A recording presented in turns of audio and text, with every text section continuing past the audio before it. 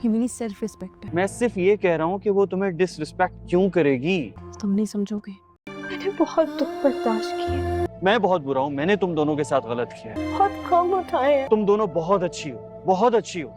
अब मेरा दिल मज़ीद बोझ नहीं बर्दाश्त कर सकता। मैं माफी मांग रहा हूँ इस बात की। वो तुम्हारी बहुत रिस्पेक्ट करती है, इनफैक्ट वो तुम्हारे लिए मुझसे लड़ती है। ड्रामा सीरियल नकाब के आने वाले एपिसोड में आप लोग देखेंगे अब यहाँ पर दोस्तों इस ड्रामे में ये ट्विस्ट आने वाला है कि यहाँ पर अब तैमूर ईमान के लिए अहद से लड़ने वाला है, क्योंकि अहद की बढ़ती मोहब्बत ईमान की तरफ तैमूर को बहुत बुरी लगेगी और तैमूर ये सारे कारनामे उसके देख रहा है कि अहद किस कदर ईमान को राज़ी करने के लिए उसके पीछे लगा हुआ है, लेकिन ईमान है कि उससे ज़रा भी खुश नहीं और ना ही उससे मोहब्बत करने के लिए तैयार हो रही है। तैमूर को ये सब कुछ देखकर जेलसी भी हो रही है और वो ये सोचता रहता है कि जो कुछ अहद ईमान के साथ कर रहा है, मेरा दिन ये कब आएगा कि मैं इस तरह की चीज़ें ईमान के साथ करूँगा और ईमान मेरे साथ खुशी खुशी राज़ी हो जाएगी। अहद तो ईमान से सच्ची मोहब्बत करता है, लेकिन तैमूर की ईमान के ऊपर बुरी नज़रें हैं और वो ईमान से मोहब्बत नहीं बल्कि उसे हासिल करना चाहता है, जबकि तैमूर ये अच्छे से जानता है कि ईमान उसे भाई कहती है और ईमान की उसकी तरफ ज़रा सी भी ऐसी कोई भी फीलिंग्स नहीं। लेकिन तैमूर काफ़ी सेफली अपना गेम खेलेगा ताकि ईमान उसे पसंद करने लगे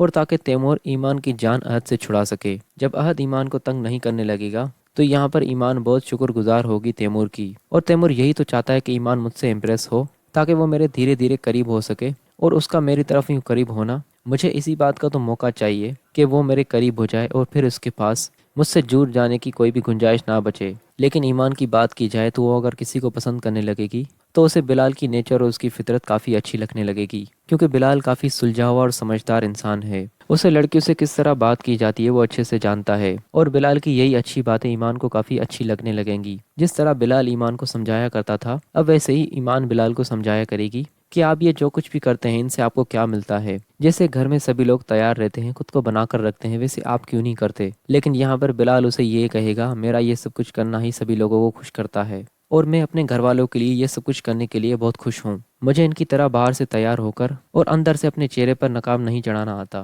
फिलहाल तो दोस्तों ईमान को बिलाल की अभी कोई भी बात समझ में नहीं आ रही, लेकिन जब वक्त उसके हाथ से निकल जाएगा तब उसे पता चलेगा कि यही बिलाल उसे कितना समझाया करता था इन सब बातों से। आज ईमान के साथ वही सब कुछ हो रहा है जिन बातों से बिलाल उसे मना करता था।